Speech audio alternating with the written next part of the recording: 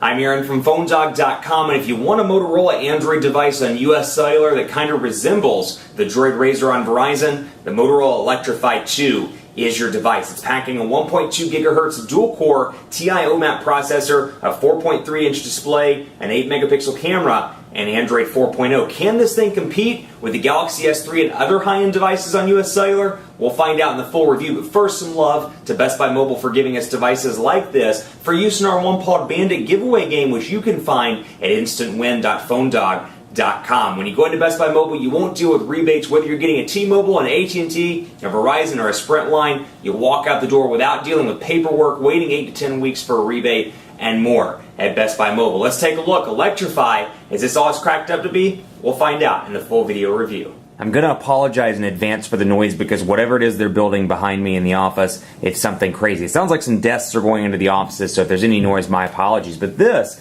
is the Motorola Electrify 2. It's available at US Cellular now, and it's packing some pretty decent specs as what I would consider to be kind of a low high-end device on US Cellular. The downside is, at least when I pull it up, it's showing up as $179.99. So for $180, you can get this with a 1.2 gigahertz dual-core TI OMAP processor, a 4.3-inch display with 540 by 960 pixels, an 8-megapixel camera, 1,780 milliamp hour, non-removable battery. So it's a nice device all around with ice cream sandwich. It does have Motorola's user interface, but a very light, almost stock version of Android 4.0. So specs-wise, it's not a bad device. That said, for 20 more bucks, you can get the Galaxy S3, which includes some great specs that are higher than this and packs 4G LTE capability. So if you're in a market where US Cellular markets 4G LTE, you'll be good to go there and you won't be on the Electrify. So those are things you have to consider with this device, but all pricing aside, it's probably my favorite Motorola device in the market right now for a couple of reasons. One, this kind of flies in the face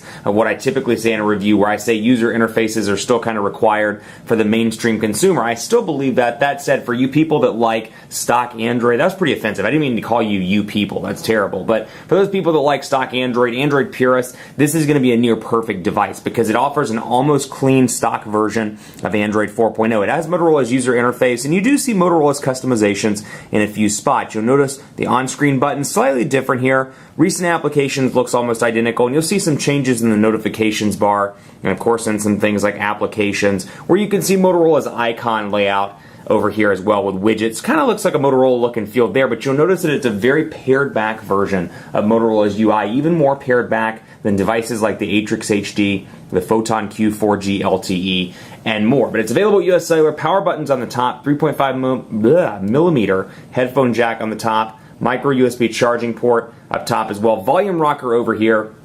Nothing on this side with the exception of your micro SD card slot and then your micro SIM card slot if you're in an LTE area, which I'm actually roaming. I'm not in the US Cellular market right now. And then you've got an 8-megapixel camera on the back with 1080p HD video recording, a US Cellular logo right there, and then Motorola on the back as well. US Cellular on the top, or on the bottom rather. Also, and then the Motorola logo up here with your front-facing camera. 1,780 milliamp hour non-removable battery here means that you should be able to make it through the day. It's non-removable though, so if you're not carrying a charger, you might be out of luck long term here if you need this device for a few business calls throughout the day. But we'll talk about that in part 2. Out of the gate, you get a couple of things here: alarm and timer, Amazon Kindle, Amazon MP3, App Store, so some Amazon customization there, FM radio pre-installed. Then you get some stuff like HD Games, Help Center, IMDb comes pre-installed along with Let's Golf 3, US Cellular's mobile TV. You've got My Accounts, which is a Motorola thing, Tone Room Deluxe, US Cellular there, Your Navigator, US Cellular there, and then Zappos as well, and then some widgets out of the gate. So you get Android widgets here, and then you get Motorola widgets. This, for example, is very clearly a Motorola widget, and much like the Android 4.0 widgets, you can customize the size of Motorola's widgets, as you can see here. So I can make it full screen or nearly full screen. I can make it half screen. I can really customize these widgets to make them my own. And again, in stock Android configuration here, there are 5 home screens, as you can see right here. And when you hit home, it takes you right back to the one in the middle. So not a whole lot comes out of the gate when it comes to US Cellular applications, Daily Perks, Your Navigator, and Tone Room. And let's take a look and see if any of those can be uninstalled. In the past, some of them have been able to be uninstalled. We'll take a look here and see which ones you can here, if you can do it with any of them. Perhaps you can't. Looks like Your Navigator can be uninstalled. Either that or at least the update to your navigator. We'll take a look. Uninstall, finish. It looks like I can get rid of that. I can get rid of Let's Golf 3 as well. So if you're frustrated with those games that come pre-installed, you're like, I'm never going to use Let's Golf 3, which, let's be honest, is like me. You can get rid of that and save up, or shore up rather, some space on the device itself. Let's take a look at messaging. We'll open up text messaging. I'm going to open this up here and see. And we'll enter the recipient over here, and you'll see Motorola's custom keyboard here. Now, this is not an Android 4.0 keyboard. It's Motorola's multi-touch keyboard, or Moto English Input as they're calling it now. Google Voice typing and swipe pre-installed out of the gate as well, so you can take advantage of either of those. Now, this is a 4.3-inch display, and if you've worked with something like the One X or the Galaxy S3, you'll notice right out of the gate that this is not an HD display. Portrait to landscape transitions nice and fast. The TI OMAP processor works relatively well, and it's clocked at 1.2 gigahertz. But again, taking a look at this, the blacks are nice and black on this device. You do get a nice display, but that said, it's not an HD display, and it is noticeable when you're looking to me at high-resolution text or images or things like that. I can really tell the differences. So we'll say the Quick Brown Fox, and we'll auto-correct that to brown, or the Quick Brenda Fox is happy that it is hump day. Or how about bump day? It's bump day. Do the Humpty Hump. Yeah, do the Humpty Hump. Well, do the Bumpty Bump, whatever. The Quick Brown Fox is happy that it's bump day, but I meant to say hump day. And you'll see in landscape mode as well, 4.3-inch display means it's really easy to type on this device in both portrait and in landscape. Motorola's keyboard, not my favorite anymore. I actually like the Jelly Bean stock keyboard and the Ice Cream Sandwich stock keyboards quite a bit, but Motorola's multi-touch keyboard is nothing to scoff at by any means. And when you look at the user interface-based keyboards like this one versus the TouchWiz keyboard versus HTC Sense keyboard, I do find that Motorola's keyboard is impressive, and to me it's a little bit better than Samsung's keypad and HTC's keypad. So keep that in mind as you're going through your buying decisions. We'll take a look at the browser here as well. Again, 3G on this device, 3G only, no 4G capabilities, and I'm in a non-US cellular market right now, so I'm roaming off of most likely Sprint.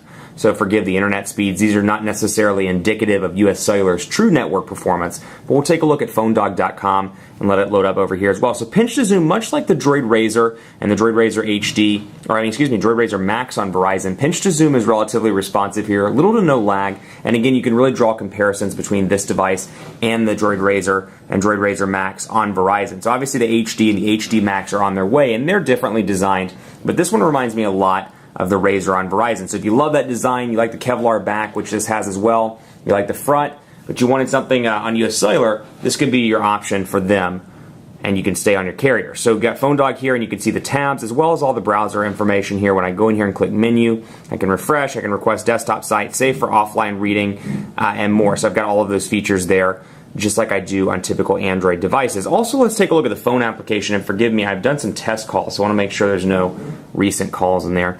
But you can see the dial pad here again, has some Motorola influences to it, but still, it's probably the most stock look and feel out of any device in the market right now, particularly when you get to phone book and you take a look at something like customer support, and you can really see, we'll go back out of that actually, and we'll go into people directly so you can see customer support. You can really see the stock Android 4.0 colors here, this light blue with customer support in white text. You can see the phone number, and if I had a picture for customer support, instead of this little silhouetted man, or perhaps it's female, I don't know, man or woman, I could do a picture right there. Call, messaging here, and then menu up at the top I can edit. So again, a really clean looking user interface here that reminds me a lot of stock Android. So if you do like that stock Android look and feel, this could be a great device for you. Otherwise, I think it's going to be one of those things where you have to look at the Galaxy S3 or perhaps one of the carrier's $99 offerings, because the price point is just too high on this phone. At 99 bucks, I could really justify it. At 180, it's tough to justify, but I will leave that to your good decision-making processes,